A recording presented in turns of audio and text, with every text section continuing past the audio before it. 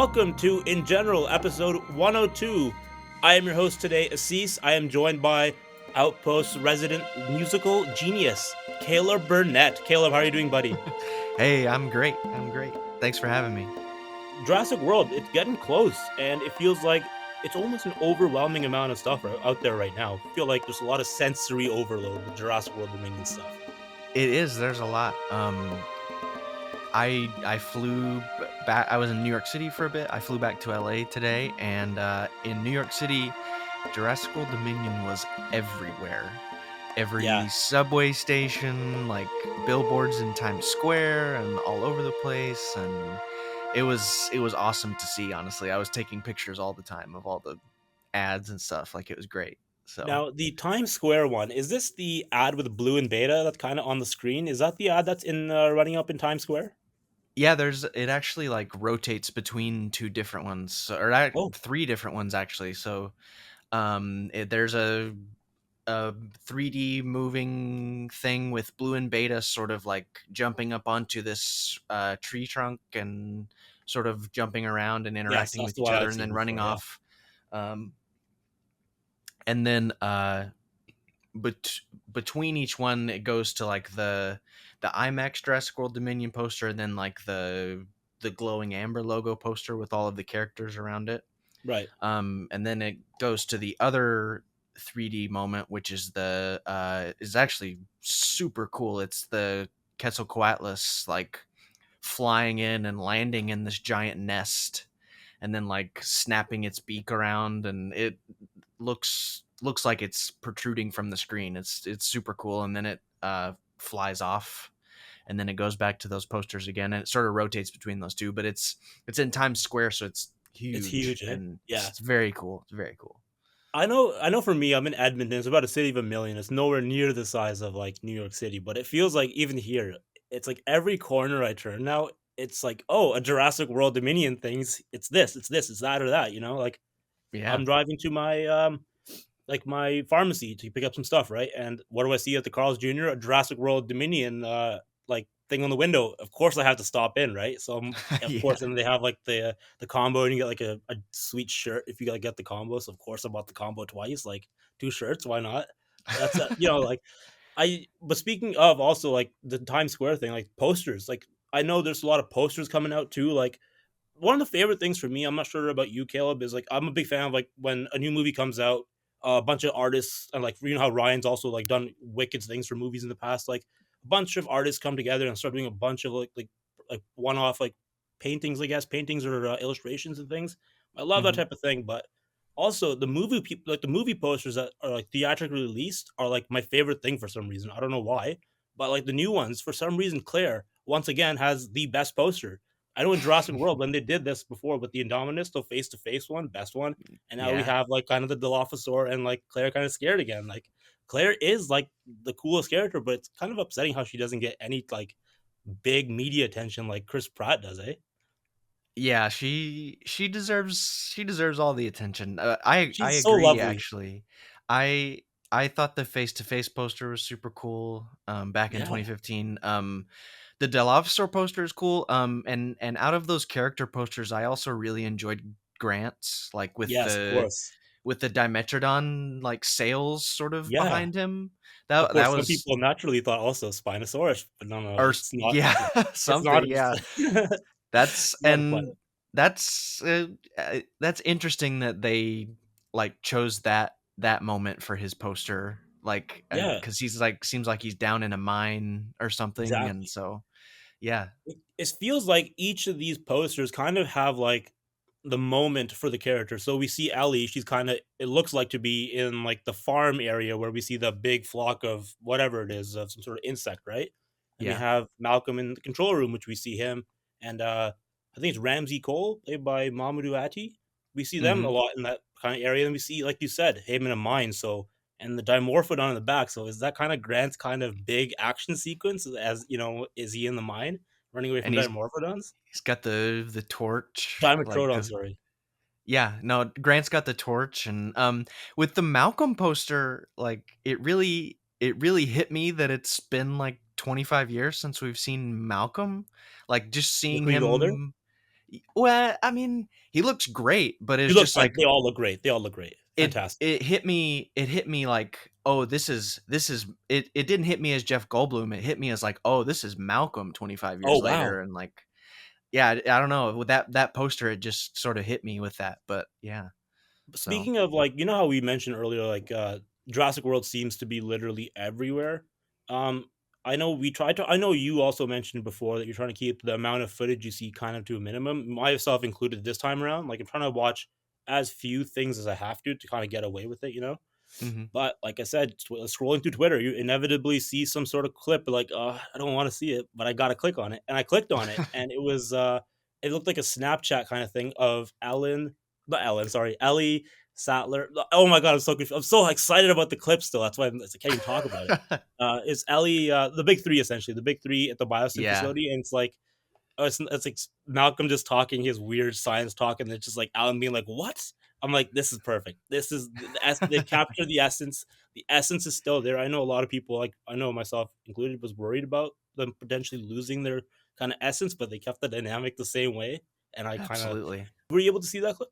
I haven't seen that one, but, like, I saw, like, glimpses of it, and I saw people talking about it, and it, like, I don't know, even that just makes me happy, like, seeing people's reactions to it, so It just puts a smile on my face. Like, it's so giddy. Just every interaction I see between them. It's like I just hope. I know Sarah Harding is in the picture. Potentially not anymore though, but would love to see Ian Malcolm hitting on Ellie Sattler just for old times. Just and Ellie Sattler kind of pushing him back as she does. I would love to see that again. future ex Mrs. Malcolm. Who knows how many Um, Xmas Malcolms he's at this point? yeah. No, speaking of posters, like, so the IMAX poster, which is, like, that sort of metal circle thing with the Oh Rex yes, behind it. the Rexy. Yeah, Um, I thought, like, when I first saw that IMAX poster, I thought it was just sort of like very some odd, f right? well, it's a interesting thing, like, Yeah, interesting is a word for it. Yeah, I interesting. thought they would just, like, made up an image or, like, Right. but, like, but then I've been looking at some images and stuff from Dominion, and, like, so I don't know if it's at Biosyn's facility or where it is, but, like, there's that thing in the IMAX poster is in the film. Yeah, it's like a part of like a wall or something, or a It's a gate or wall with, something like, a too. ring or something, and maybe it has some function, but, like, what's cool about that I kinda realized, which makes the poster kinda cool, is that it's, like, it's almost like a real life version of the Jurassic logo because it's like a T-Rex coming into a Yeah, circle. exactly. Yeah, So, that's kind of a cool way to do a poster, but I yeah. I think I've actually seen the clip in this, and forgive me if I'm wrong, but I think I saw some rain in there, some nighttime rain, and some Oh, sort yeah, of yeah, and a flare too. exactly. So, Good thing I we wonder if they're gonna do that in the yeah. film, sort of recreate the logo in real life or something. That would be cool. I mean, it looks like it. Who do you Yeah. think is holding the flare there? Because it looks like from the clothing that we see on the person's arm, maybe Maisie. Yeah, I to be honest with you, I didn't even notice the clothing on the arm, but, I mean, yeah, my first thought was Ian, but yeah. Whenever something comes out, any piece of footage, picture, even art or like a poster, it's like, okay, dissect this segment by segment. You get this segment, you get this segment, you guys get this Yeah. pixel range. Find every little Easter egg. It's like we're almost trained to look for these Easter eggs at this point. Absolutely, and I keep noticing new things in Hmm. these, Dominion posters, like, there's one that's in the marketing a lot of, like, Blue and Beta in the snow with trees behind them, Yep. um, and for the first time the other day when I was looking at it, I noticed that there's, like, this abandoned bus in the Yeah. background, Yeah. and I was Exactly. The like, school "Oh, bus. okay, that's interesting that that's in there," but yeah. And then, fun fact: apparently, if potential spoiler for the next like 15 seconds, if you don't want to hear, it's not nothing consequential. But apparently, according to a kid's book, the school bus is where the Velociraptor Beta and Blue now live. Kind of often, like that's kind Oh. of like their home little area. And I Okay. actually think you see the bus too when Owen's running through the jungle after Beta after she gets captured. I think you can kind of see the bus in the background too. So I like Okay. how they're like kind of giving. It's like, oh, that interesting piece of scenery in that one scene. It's like, oh, that bus has like this. Oh, it's connections everywhere. Yeah, well, and I got sort of dystopian vibes from it, sort of Yeah, a like an little bit. abandoned sort of thing, which is cool. So, Yeah, almost kind of Planet of the Apes imagery in a way, kind of like the animals are taking over, but we know that's not the case. But kind of the same vein of imagery. But speaking of animals taking over, guys, news.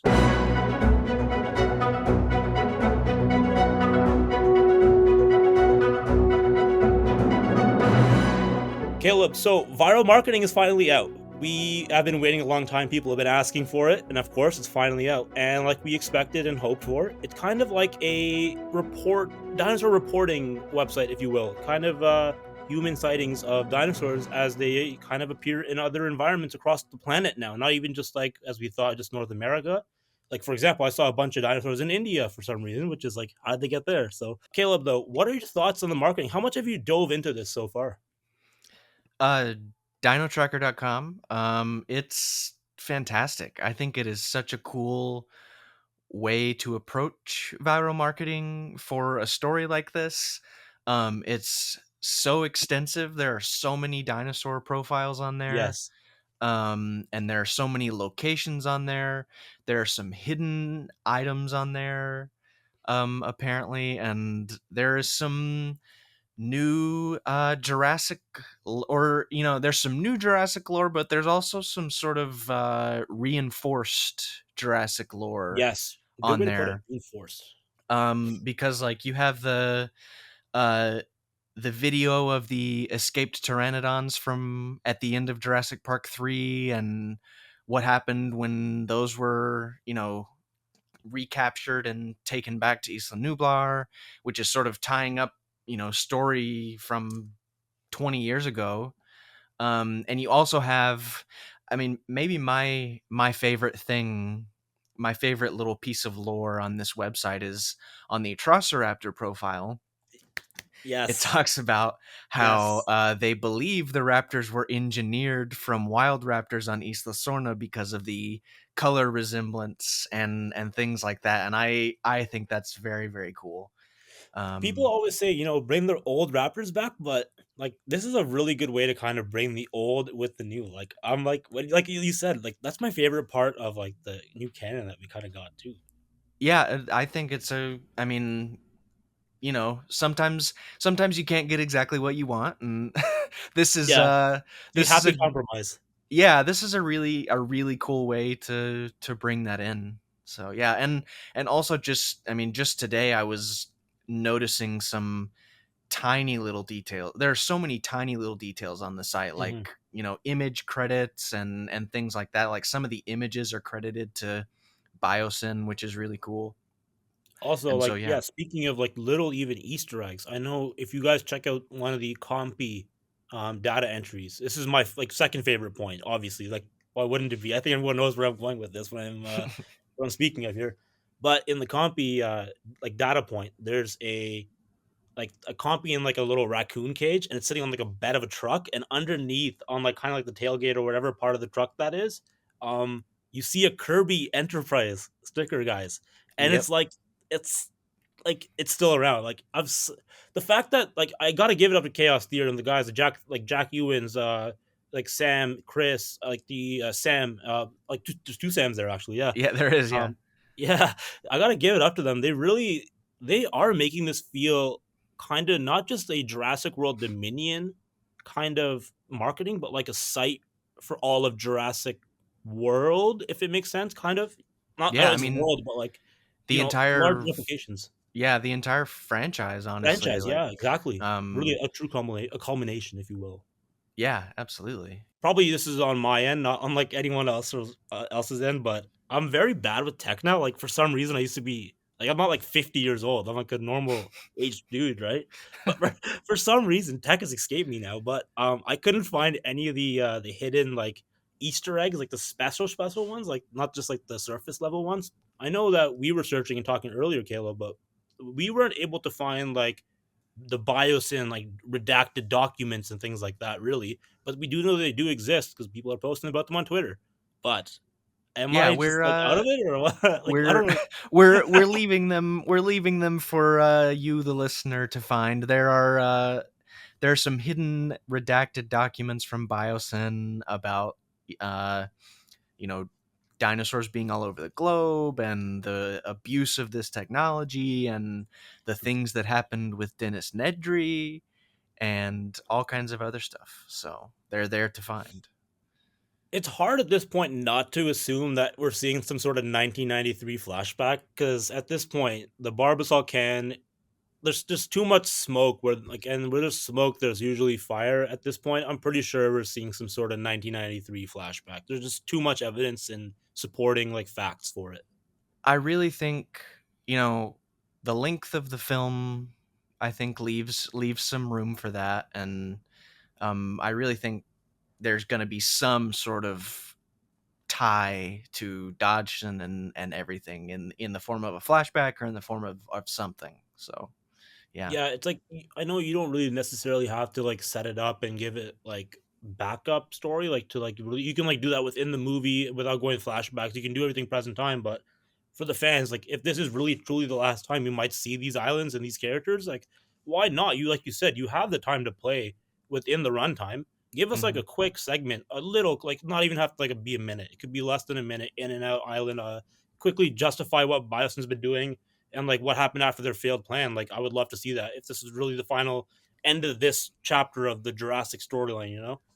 Absolutely, and like something that Jurassic is known for is like these cold opens to Hmm. each film. There's like an inciting incident each time, and so I thought at first that like maybe that's when the flashback to Nedry or Nublar or something is, but also like just thinking about it now, it could be like you know when we meet Dodgson at whatever point in the film, whether it's midway through or something, and he starts explaining something, and we see it as he's talking about it or something. That would be cool too.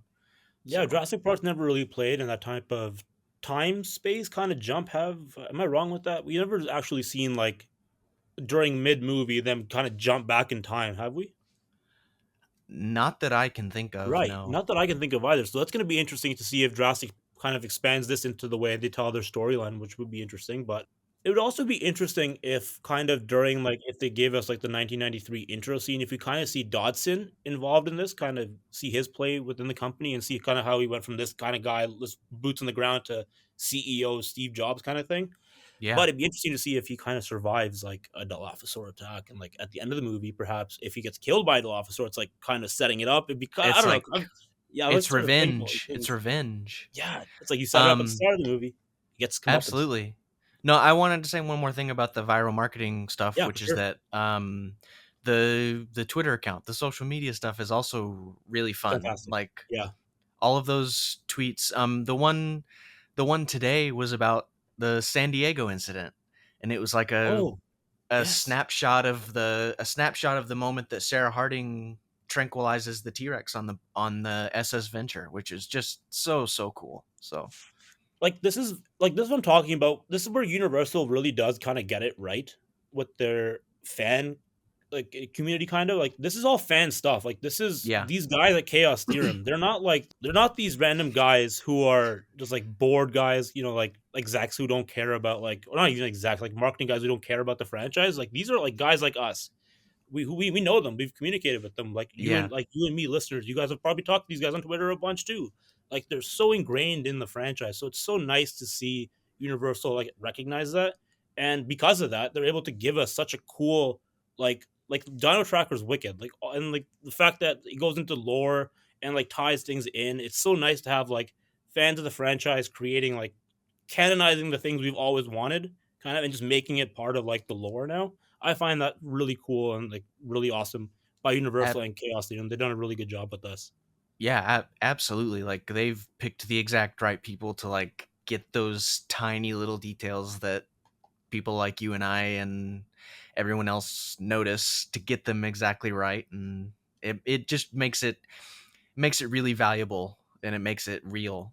So yeah. Absolutely. I would love to, after the movie comes out, to have some of like our people back on, like Sam, she works there, Chris. I would love to have him kind of like talk about the process. And I'd love to get Jaros back on, like the artist they have on board Absolutely. too. Yeah. Big friend of the show, of course. And we'd love to have as many of those guys on and kind of talk about the process now that the trilogy's wrapped up. I would love to see how they went from kind of Jurassic World into what we have now. Like, was there a roadmap? I have so many questions to ask them. I'm sure you're the same way, Caleb. Like, there's so Yeah. many things I want to know.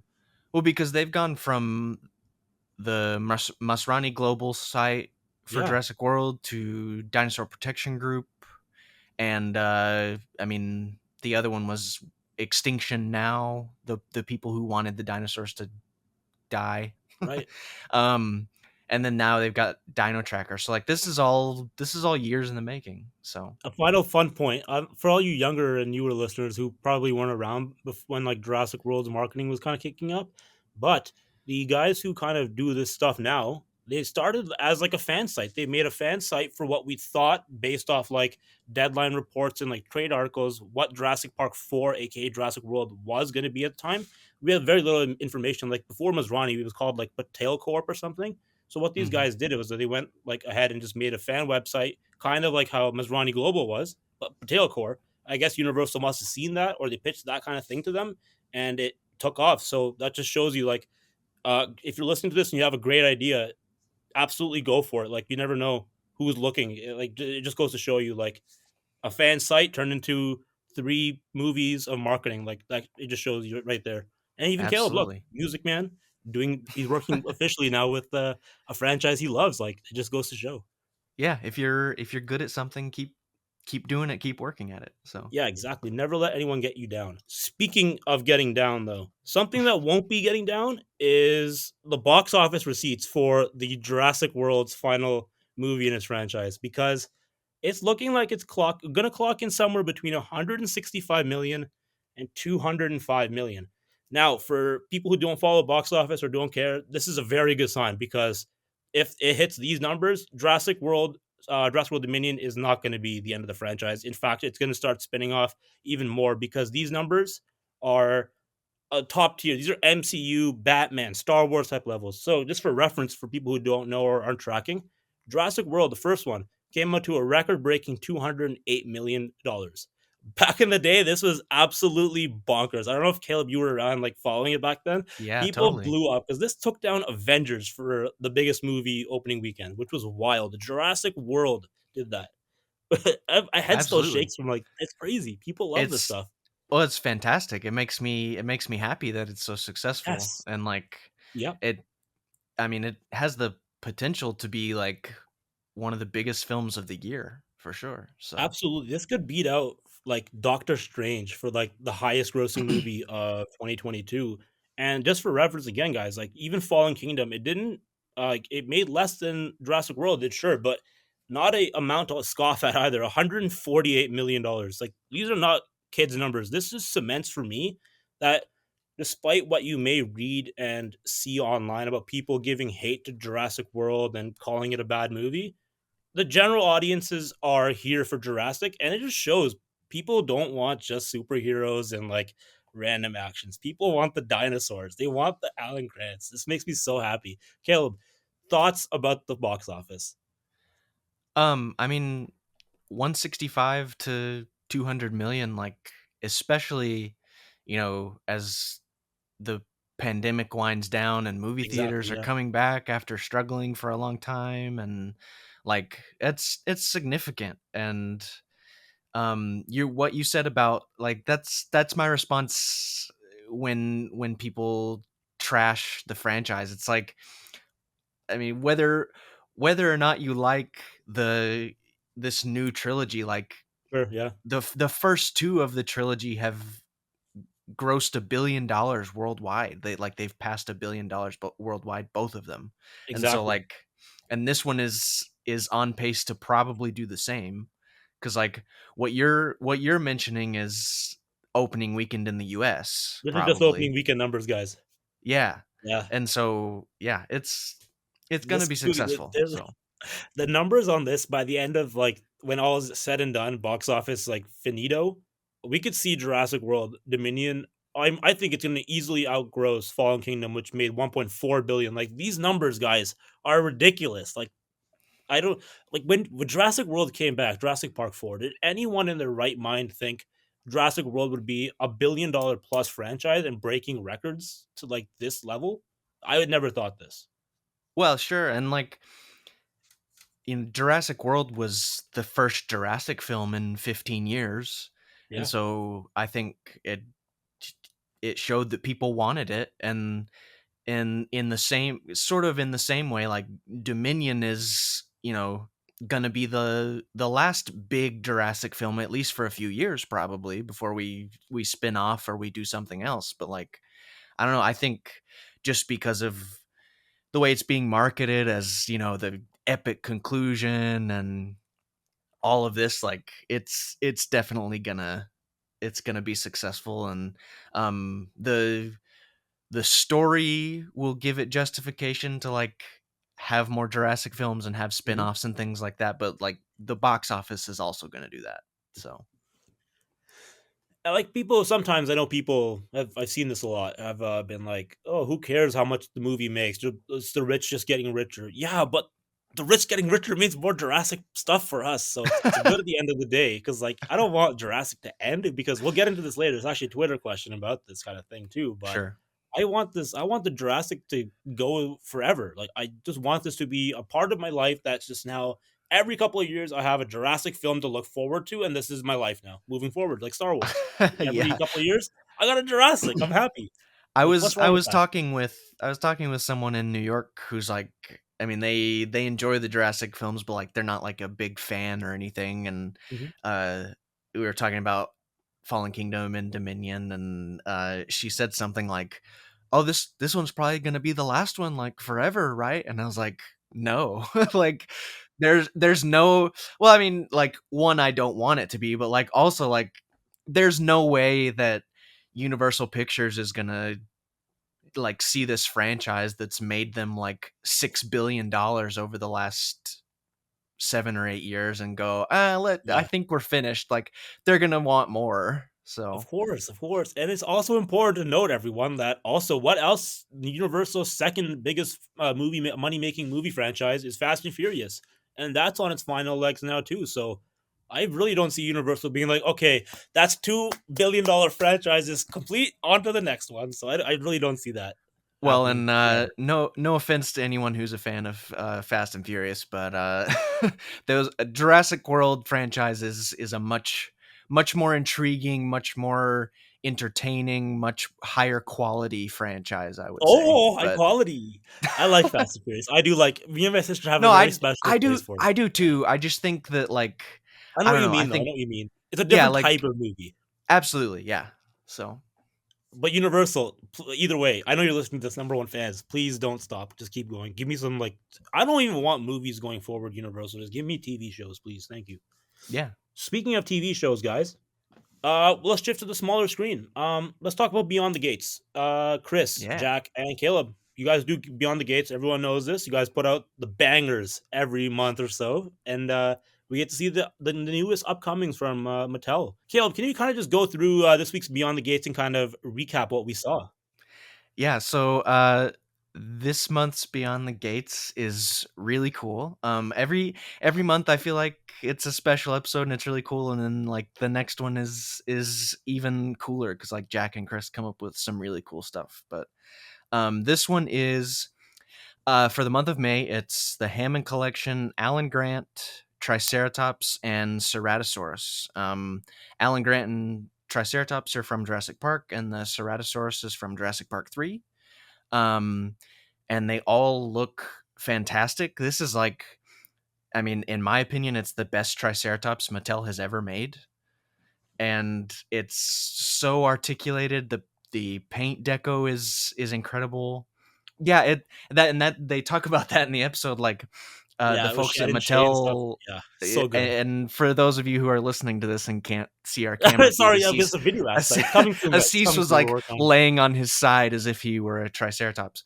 But yeah, no, they talk about that in the episode, like making the toy to where it looked good standing up and laying down, which is so cool. Like Mattel puts so much thought into these things. I mean, especially the Hammond collection lately, but like it's all three of these in this episode were so well made. And in this episode, it's really special because there's a portion of it that sort of turns into a VHS tape, and it's like a behind the scenes thing of Stan Winston and his crew working with the Triceratops animatronic on the set of Jurassic Park, and talking about how Stan Winston wanted them to throw dirt onto the animatronic to make it look animalistic and make it look natural. And then, Mattel talking about how they wanted to like replicate that with the paint job of this toy, which is very cool. And um, that was fun for me just because in that VHS section I sort of made the music sound as if it were like part of the VHS tape, made it sound like retro and old, which was cool. And so yeah, and before I forget, there's a special Generation Jurassic recap episode of Beyond the Gates happening too. That so be on the lookout for that. It should be happening soon. But yeah, so That was my next question because I did actually watch the video and I did have in my notes, like, I got kind of emotional. I even wrote my notes were so nice seeing Shay and Stan. And by that, I mean our friend Shay, Shannon Shay from the earlier Jurassics. He's in this. He actually narrates over some of the episode, does he yeah, not? yeah, Which yeah, is so nice seeing and hearing from him again, friend of the show.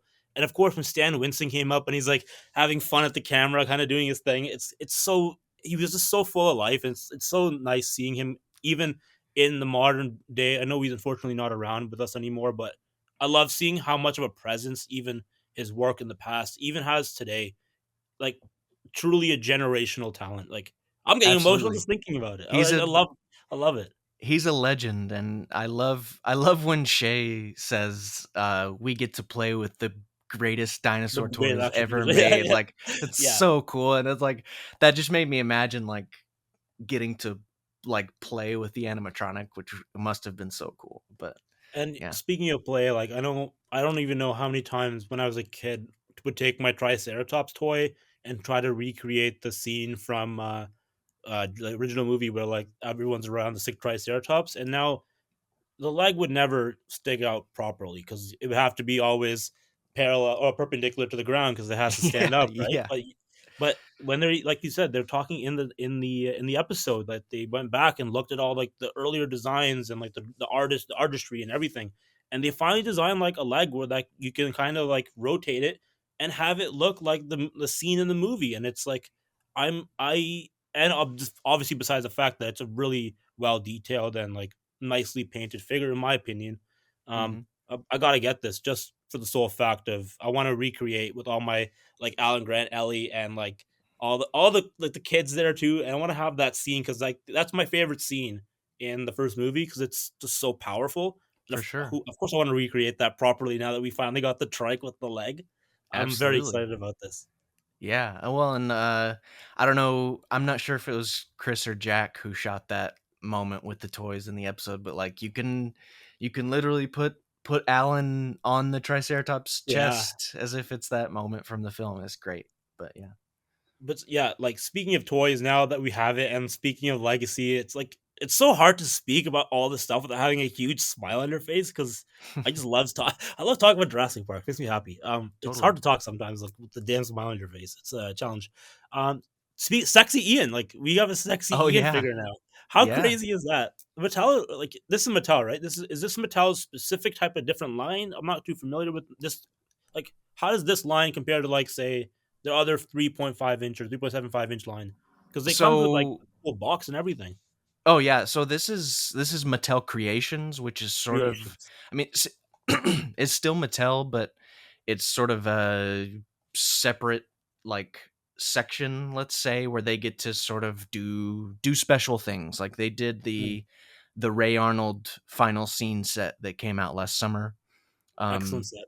with that incredible box that Yeah. opens and has the flashing lights Lights and and the raptor, sounds. Incredible. and his arm comes off as Exactly. if it's that scene from Jurassic Park. So they get to do these cool, detailed, extra box set toys. And so, and I didn't even know this Ian one was coming until a few days ago, and then all of a sudden it's all over social Yeah, media, and it's a super unique thing. Like, I mean, I Funko has made the Ian Malcolm sexy, laying with his shirt yeah, open moment, but like this is this is almost even cooler because it's like it's Ian Malcolm's book that opens up, and then on the inside it's Ian laying in the control room there in that scene from the film. But yeah, I I did get a pre-order in on that this morning with oh yeah, nice. spotty airplane Wi-Fi. I was a little nervous for a second, but I got it in. So Like I'm liking these creation figures because it seems like they're doing. Oh, they're not constrained by the fact that yeah, they're making figures for kids. Like yeah, it's still kids line, but like this figure has like not even this figure, like the previous one, Ray Arnold arm comes off. That's pretty gruesome for a kid toy, I guess, kind of. And then this one, shirtless yeah, Ian Malcolm with painted on like squiggly hairs on his chest. Like I yeah, love he this. has little chest hairs. Yeah, I gotta get this. This is like I think this is the one I'm gonna get and have because whenever like I go to the Universal Studios, Jurassic Park in Florida or LA, I like to strike the sexy Ian Malcolm pose. If you follow me on Insta, you can find that picture there. It's my favorite picture. It's because it's so iconic, and of course, whenever I go there, I'm gonna carry that figure around now with me. So I'm gonna bust it out and have it like right in front of me as I do it.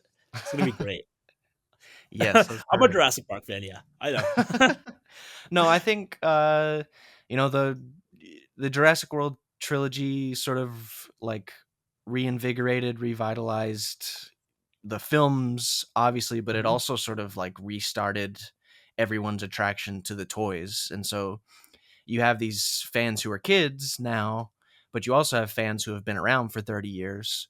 mhm. And so you can make toys for both of those demographics. So, Exactly, and the fun fact about the guys who were kids and who are now adults, like myself and you and I, mhm. we have a thing that you kids usually don't have. It's called, disposable income, and if you're not responsible, it can be dangerous, very dangerous. We have adult money. Yeah. Yeah, yeah, we get paid to get, we go to work so we can buy Jurassic toys. Yeah, that's exactly right. And you know what? I'm okay with it. Bring it my way. Because another thing I'll be frivolously spending my money on, my hard-earned money, will be the Grant and Dimetrodon. Am I saying that right? Dimetrodon. Dimetrodon. Sorry. Yes, that looks cool as hell. We saw it in the poster, like we mentioned earlier, and I seems I mean, wicked set. Wicked set, right? yeah, it looks fantastic. The colors they chose for the Dimetrodon Yes, are great. And this is like, you know, Mattel already put out an extreme damage Dimetrodon this year, and then there's the Alan Grant Dimetrodon set, and there's at least one other Dimetrodon coming too. So like they're we're pushing it. getting we're getting three Dimetrodons at least from Mattel this year after like the last one they did was at least a few years ago, and so Exactly. it's awesome. So It reminds me of almost like a Jurassic Park 3 set, kind of like for some reason when I first saw this, I don't know why, like I kind of harkened back to the Jurassic Park 3 set where it's Alan Grant with the Raptor and the bike. I'm like, "Oh, this is a sick set." Instantly reminding me of childhood, so got to get that just for that reason. sure. And similarly with that one, they also revealed the Kayla Watts and Pyroraptor. Hmm. Kayla Watts, like this character, I did not expect her to have a presence as she's already having, and I'm all for it. I think she is probably the new character aside from the original three that I'm most excited for. Absolutely. Yeah, and Like, and yeah, she's all I've about it. heard that her character is fantastic in the film, and DeWanda Wise was at Generation Jurassic and Exactly. Yes. How talked cool was about that? her character, and she's I mean, DeWanda Wise is a badass herself, but Yeah, I think Kayla Watts is also going to be a badass in this film, and I don't know if you saw the video or anything of DeWanda at Generation Jurassic, but like I did. Yes, of course, of yeah, she course. talked about reading the Lost World book and loving Sarah Harding and Sarah Harding being a badass and infusing that into this new character. And like I both DeWanda Wise and Kayla Watts are just fantastic. They're I'm so glad they're a part of Jurassic now. So it's gonna be awesome. Absolutely. You said badass. Like that's a great way to describe like the energy I'm getting from Kayla Watts. It's like pure badass, don't mess with me kind of energy. Like Yeah. I'm not taking your crap kind of thing, you know? Yeah, DeWanda used the word capable. She was talking about Sarah Absolutely. Harding. Sarah Harding in the Lost World Yes. book is very capable, and she was like, so she wanted to bring some of that to Kayla Watts. So, um, Jurassic Park, yeah, that's great because Jurassic Park's had like a history of having very strong female capable characters, you know, like Ellie badass Sattler. women. Yeah, Absolutely. This franchise is all about the strong, empowered woman. I'm all about that. So I'm very excited to see what she brings to the table. And seems like she's playing a absolutely. large role. She's all over the place, it looks like, after Malta. Yeah. Oh well, and so the other thing I was gonna say about that Alan Grant set was like something that's cool about it to me is that it's Alan Grant, but he's in different clothes. Like he's not in his classic Jurassic outfit. He's in these different clothes, which is something that's cool about the Jurassic Park 3 set too. It's like you have Alan Grant in a new way. Mhm. So yeah. I wonder what part of the movie that part, that the how do you say it again? It's so Dimetrodon. hard. Dimetrodon. Yes, sorry, guys. I swear, just like technology, the ability to say dinosaur names has left me. It's really weird. Triceratops is getting kind of hard these days, but I'll work on that. I'll get it sorted for the next time the Jurassic franchise comes around. But like, yeah, where does this? Like, I know we know that it's in a mine shaft, probably just Hmm. based off the fact that Alan Grant's walking around with like a torch, Hmm. and there was some sort of image that I don't know if it was leaked or it was released through promotion or whatever merchandising. We know there's an area called the Biosyn Mines, right? Yeah, yeah, yeah. Now, That I was gonna say it's go on. the uh Biosyn's facility, which is in the uh, Dolomite Mountains, Yes, which are in Italy, I believe. yes, I think so. And that's where their facility is. And apparently, there are, if I remember correctly, what the little blurb said, it was there are amber rich Yeah. mines in this location, Mhm. which I assume. I mean, I assume that's a big reason that they're located there. Like that's why Biosyn chose to put their facility there, is because of these mines, I assume. But why there are dimetrodons in the mines, Yeah, right. why Jurassic characters are going down into these mines, like I'm interested to find that out. But yeah. I'm just so excited to see what sequence of events happens where Alan Grant goes from being like taken away by Ellie. He's like, "Oh my god, not another one of these adventures. Why each time I do this?" Like at this point, this guy has the worst luck. Like You- literally, no one like he can't go anywhere with anyone. Like you can't well, trust it's anyone, dude. like she's at his dig site and she's like, you coming or what? And he's like, there's no way he's gonna resist that. So Yeah, you can't say no, but like Alan Grant, buddy, you got some bad luck here, dude. You got to stop going places with people. If I'm Alan Grant, I'm not getting on a plane with anyone unless I'm the pilot at this point. That's all I'm saying. I'm not going to any dinosaur places. well, I mean, I love Alan Grant, but if you write a certain number on a check, he's probably gonna come with you. I think he's learned his lesson. I hope they try that in this movie. And like, he's like, no, no, I I'm not mean, doing yeah, that anymore. maybe he's finally like, nope. But Oh, I you don't know. got to pay me Maybe first, I boys. think Owe me cash. maybe Ellie is his justification. Maybe he wants to go after her again or something. So See, that's interesting you say that because just today I was watching some behind the scenes footage. At this point, guys, we're gonna stay away from talking about every little bit of behind the scenes footage and clips moving forward, just because at this point they're either just small extensions of the scenes that we've already seen and talked about, or because there's just so much that it'll be just not worth it at this point because it doesn't really at this point show too much that we don't already know. yeah. But one thing that kind of triggered me on that was there was a behind the scenes of it was Claire Owen and then Sattler and Grant just under like the tarmac or wherever they were, just behind the scenes goofing around between sets or whatever or takes, and they were talking about or Sattler had a ring on Hmm. that Grant gave her 25 years ago, and then Sam Neill said that was like the last or first and last thing romantic thing that Dr. Grant ever did, and then my heart it just started hurting, dude. It's like, Yeah. dude, I don't believe in romance anymore. I hope they get back together. I really do. I don't care. Time heals all wounds. Yeah. That's what I was taught. It's been 30 years. So Speaking of 30 years though, Caleb, see guys transitions are awful, they're very on point. 25 years of the Lost World, guys. This is another and it's so weird hitting these anniversaries. It's like Oh, which anniversary is it for the Lost World this year? 25. What? It's like it's been around for 25 years. 25 years now. Happy happy 25th anniversary to the Lost World today. Happy 25th to everyone listening, guys. We love Lost World here at Outpost, don't we? I love the Lost World. It's my favorite sequel.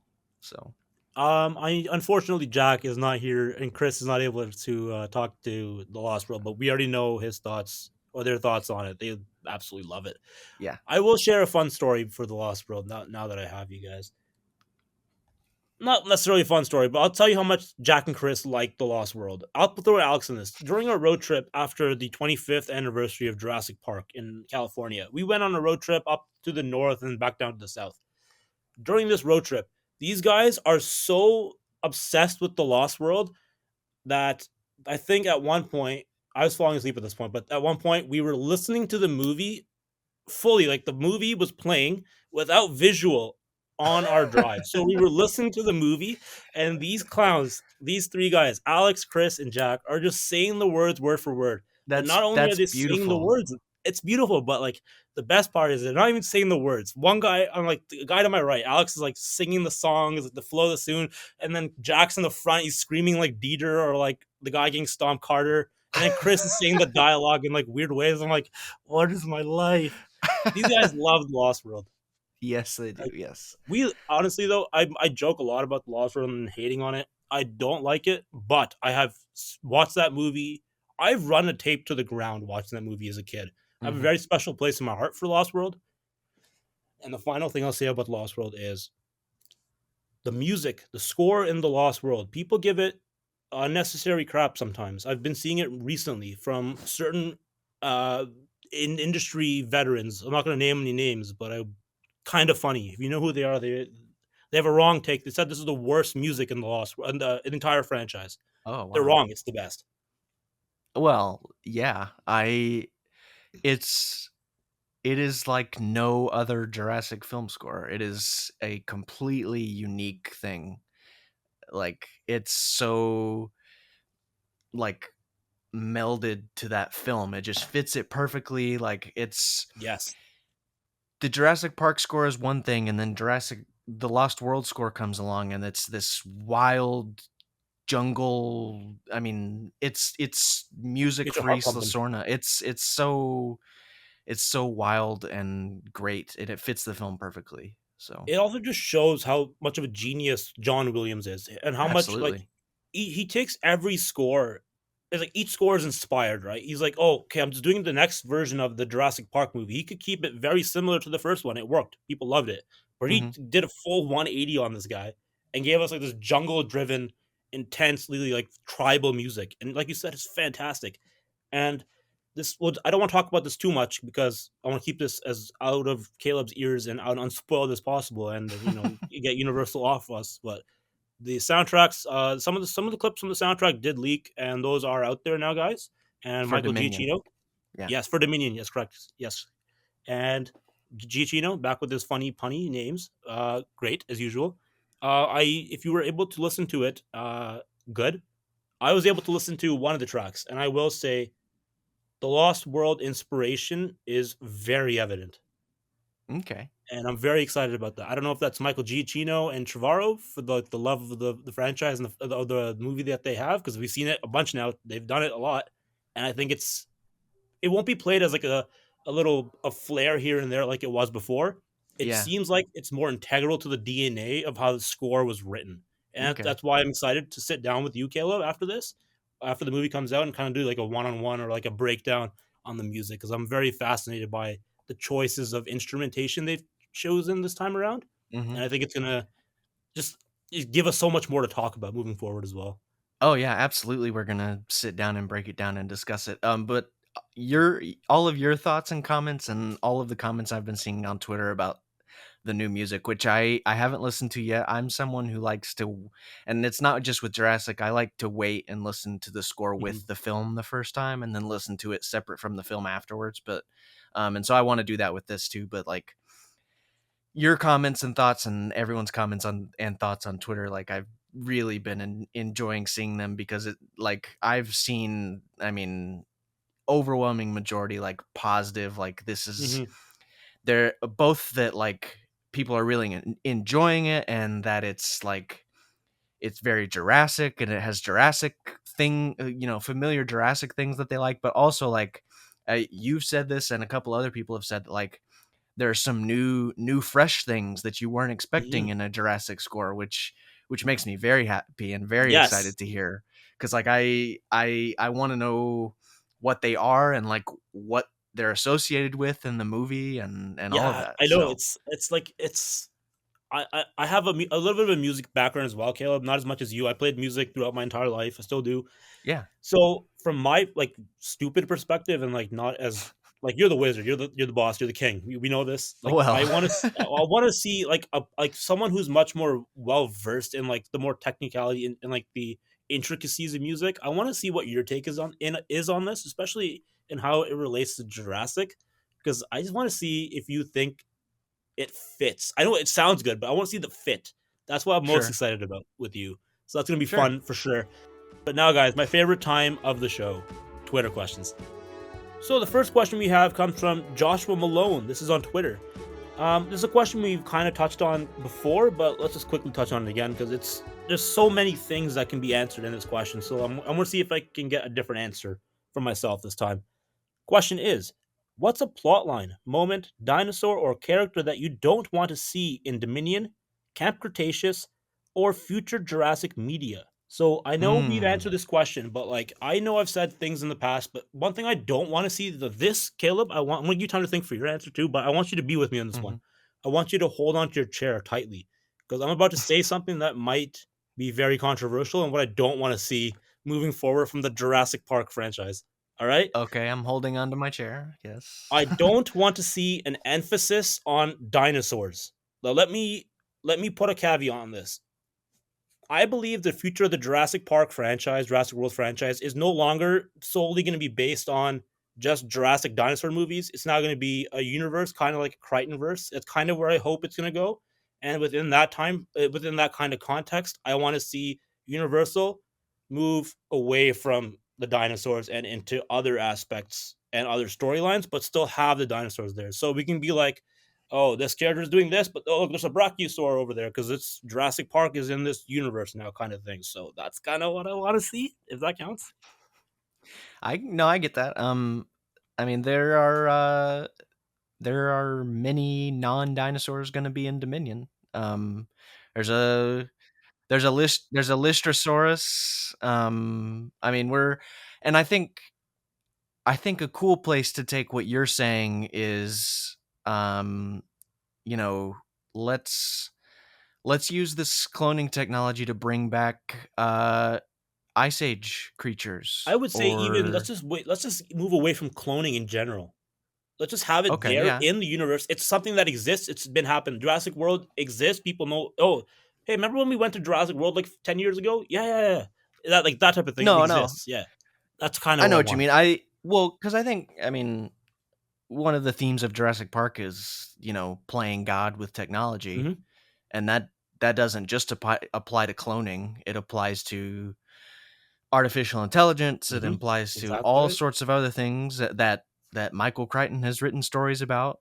Yes. Um, Stories like Micro, um, and other things are escaping me at the moment. But like there are so many others of those kind of technology run rampant stories that could tie into this or spin off of this. I wouldn't mind seeing like an So updated Andromeda strain or even Congo. I have a soft spot for Congo. I don't know why.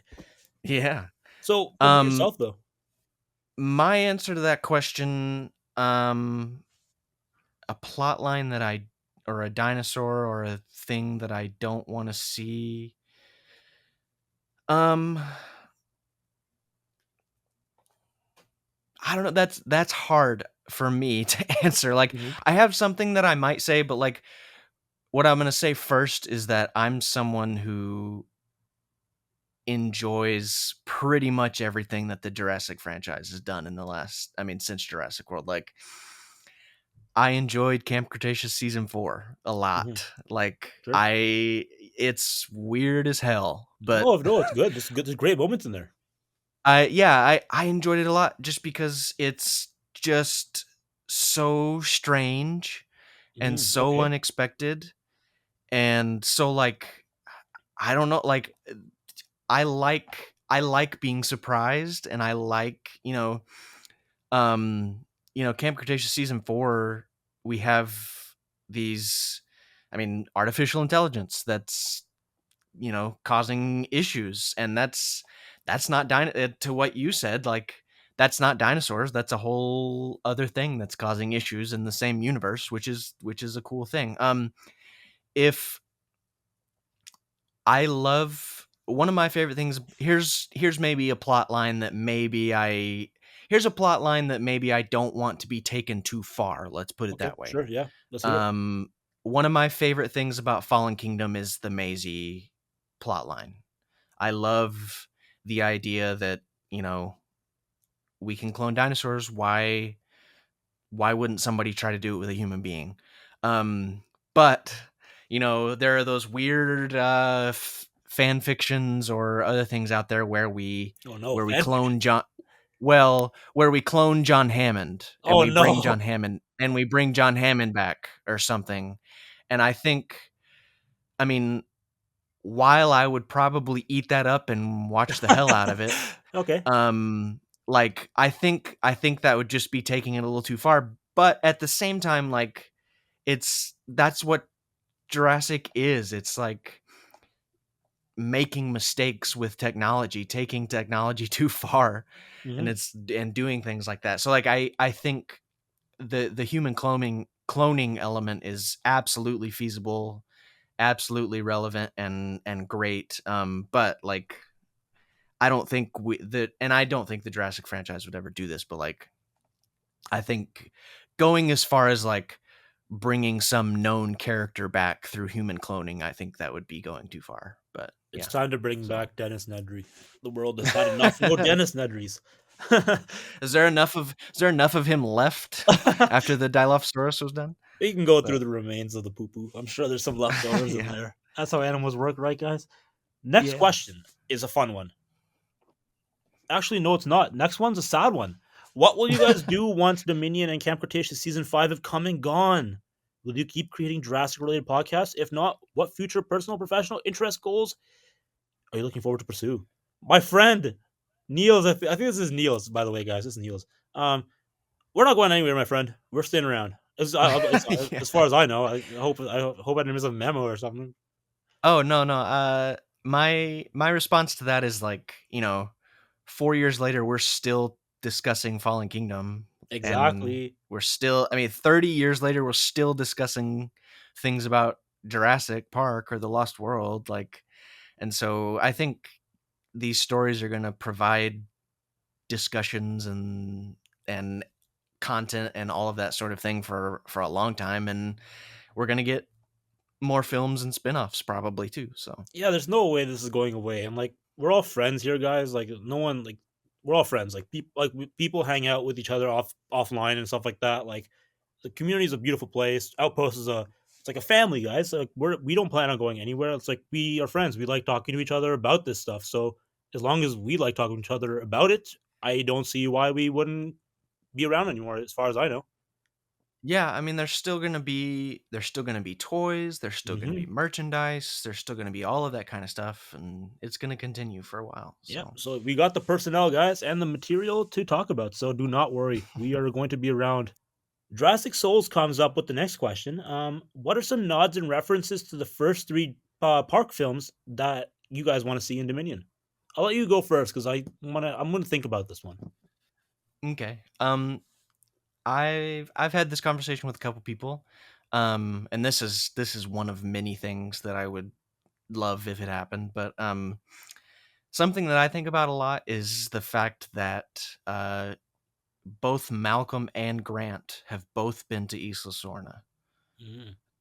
and so they're about to be reunited. So even if it's just one line or a moment or anything that brings it up, like, is there going to be some sort of, hey, remember that time we went to the other dinosaur island, and like all that crazy shit happened, like, are we gonna that's sort of a nod that Yeah. I would appreciate, is like, hey, remember that time that we've both been to Site B?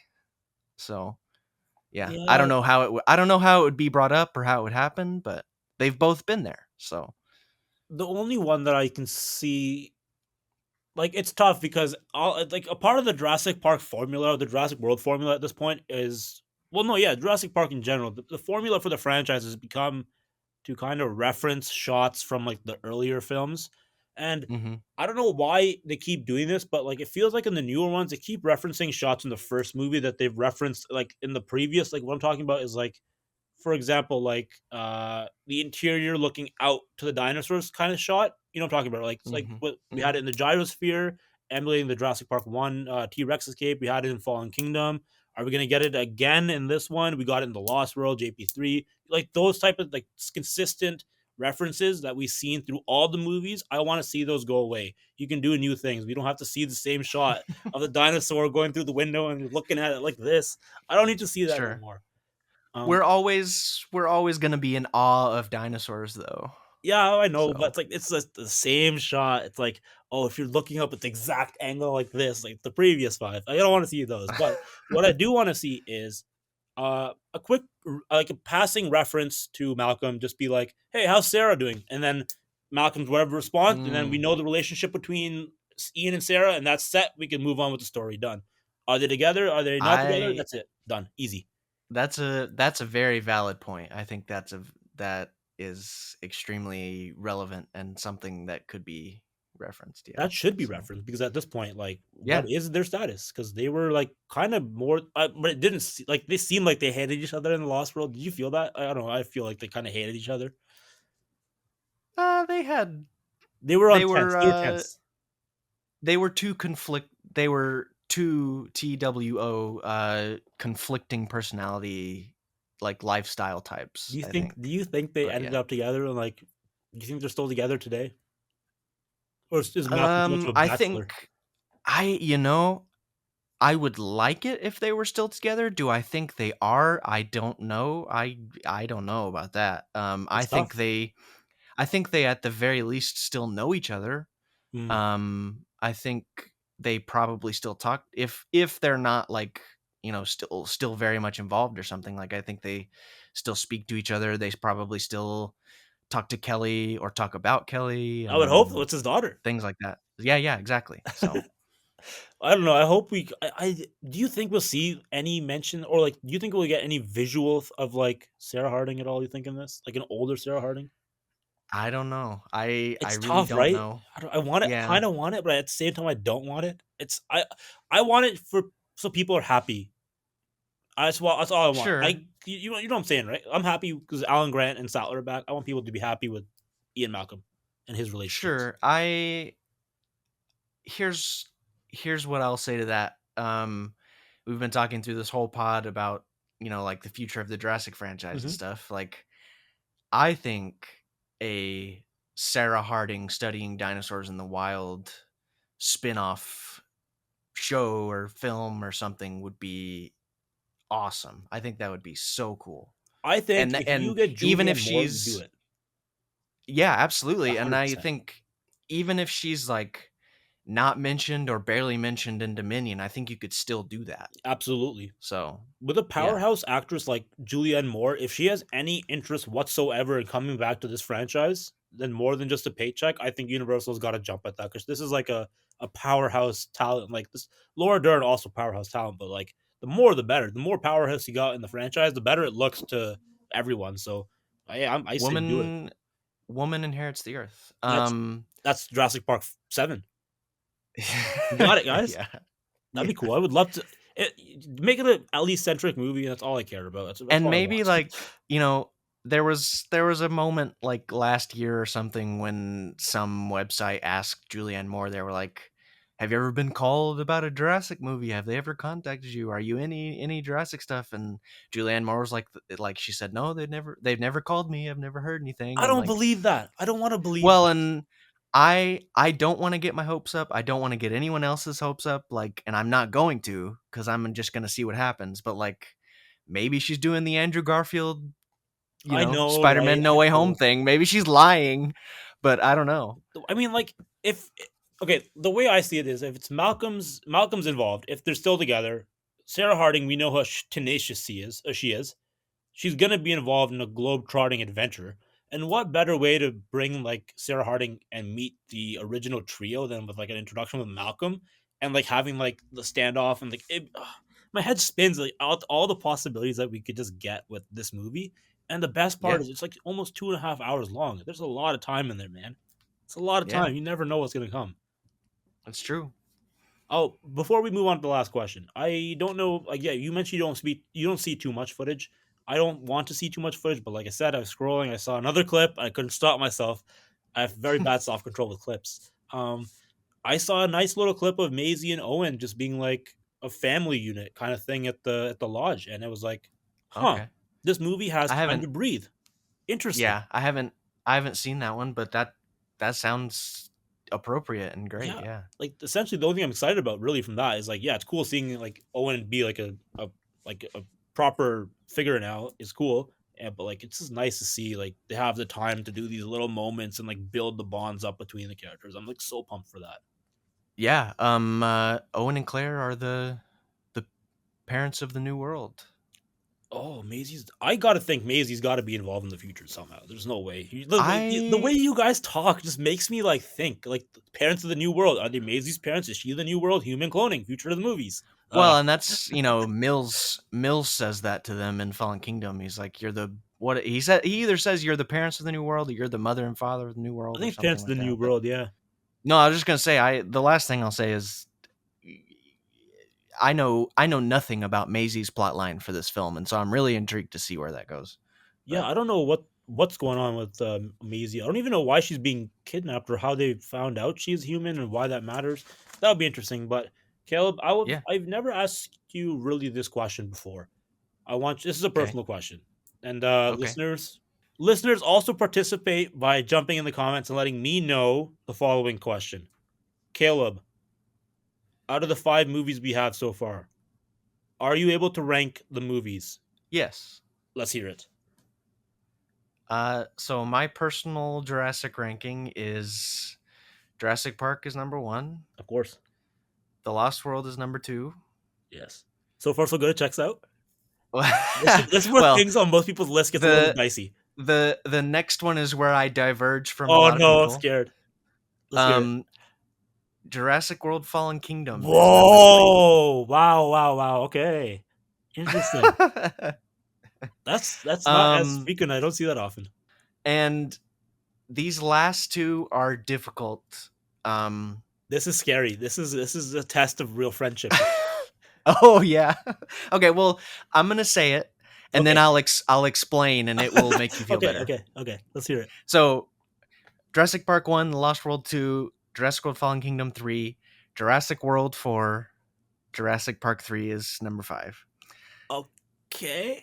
I'm sorry, Okay. Asees. No, no, it's all good. It's all good. I respect No, no, it. no. But listen. So, Jurassic Park, Jurassic World, the franchise is my favorite thing on the planet. Hondo Like, P. Hondo P. so just because I'm ranking these as far as like how I like them, like I would still rate them all like 100, 100. And you Like, have mentioned this. Caleb has mentioned this before. He's being honest with this. He loves this franchise.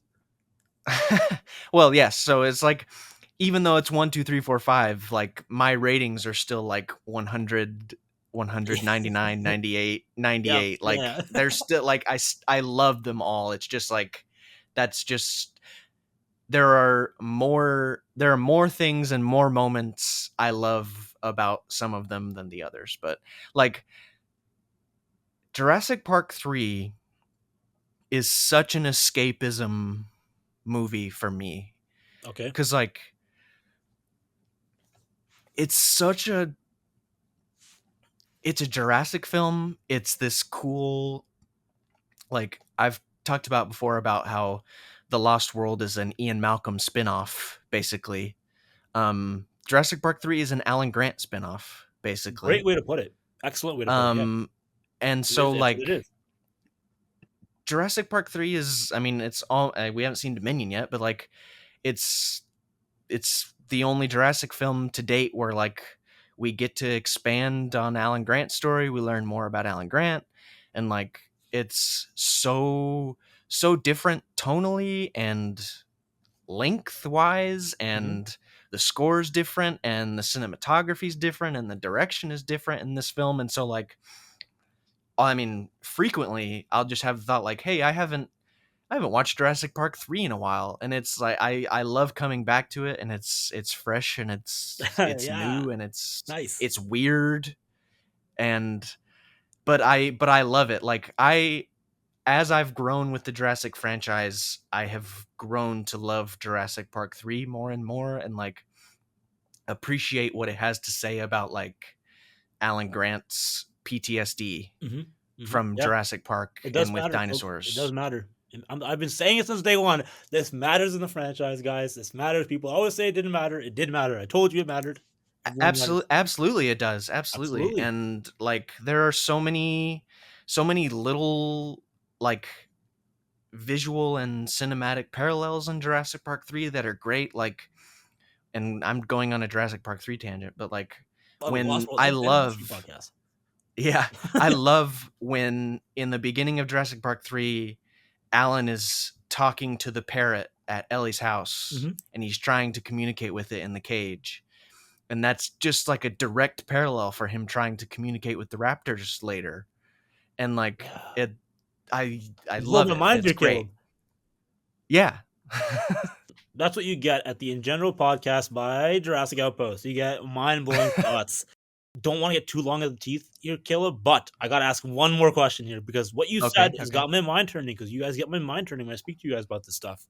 Um, do you think when Dominion comes out, once all is said and done, that one now that we have a complete 1 to 6 movies, Mhm. do you think Lost World's gonna start feeling more of like a spin-off like Jurassic Park 3? Do you think?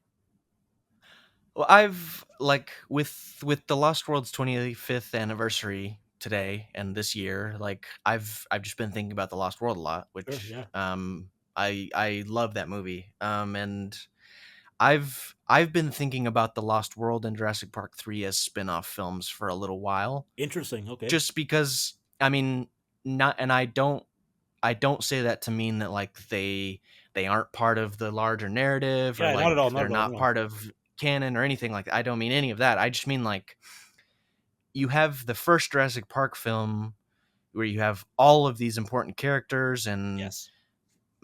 Malcolm Malcolm gets hurt, and he's not really in the second half of the film. And so like then like if I was if I was my age now in the 90s and I saw Jurassic Park, like The Lost World is not at all what I would expect from a sequel. Mm-mm. And so like that's why it also feels like a Malcolm spinoff to me, because all of a sudden we're completely focused on Malcolm and his life, and the plot Right. completely centers around his personal mission. And like we learn more about his life. We also learn more about InGen and about Hammond and about, Site B and the operations of InGen and all that. But like it's completely centered around Malcolm. And then Jurassic Park 3 is pretty much completely centered around Alan Grant and something that happens to him. And so yeah, I mean, yes, the answer is yes. I do think of them as, though they're not like literally spin-off films in the way that we would have a spin-off Like a film Solo or today. Rogue One. Yeah, it's not like Yeah, that. I mean they're not like literally meant to be that No, way, no. but like I think it's fun to think about them that way. And like I'm spoiler, but I'm writing a like an opinion piece for Outpost at the moment that I haven't finished yet, but like about how the Lost World is a spin-off. Like the Jurassic franchise did the spin-off film with a lesser known character before it was cool. Like Wow. they Yeah, did it you're with onto something. I think you're onto something, they man. they did it with Malcolm. Yes, 100%. I So agree because Malcolm's not the main character of Jurassic Park. He's as technically a side character. Main characters are yeah, Alan Grant. Technically, he's the main character, and the kids. yeah, absolutely, yeah. But I think I'm gonna So, start looking at the Lost World as a side off story. I've started 'cause like you said, I've looked at JP3 for years as a side story, a one off, if you will, for Alan Grant, right? mhm, And now we're catching back up in the main story. Like the storylines from JP are more connected in Dominion than they were in like JP3. They were like there, but like not as strongly as what it seems from JP1 to 6. Like that's the main sure. story right now. It feels like kind of thing. Yeah. Well, But yeah, and that's I'm exciting as hell. The way you're talking about, I'm excited for this piece. But yeah, please continue. no, absolutely. And the last thing I'll say is that like I'm just really grateful that we have the Lost World in Jurassic Park 3 cuz like I don't know if those kinds of stories and those that kind of direction and all of that would have happened if it weren't 1997 and 2001. But Thank yeah. God for the times that these movies and the people that were around when these movies were made. Thank God for Side B. Thank God for Sight B, and thank God for joining me on another episode, guys. 102. Thanks for listening. It's been another great talk. I am like so surprised how quickly Dominion has creeped up on us. It's only 17 days out from wide release, and Crazy. already today, tomorrow, like world premieres are starting to happen, guys. So be careful out there if you don't want to get spoiled. Be careful of what you read and see on Twitter. Start muting words. I highly recommend that. And yeah, I'll talk to you soon, Caleb. I look forward to speaking with more of the Fam Jam coming up, and can't wait for Dominion. Yeah, I cannot wait either. It's so close. Excellent, guys. Thank you, Caleb. Nice chatting with you.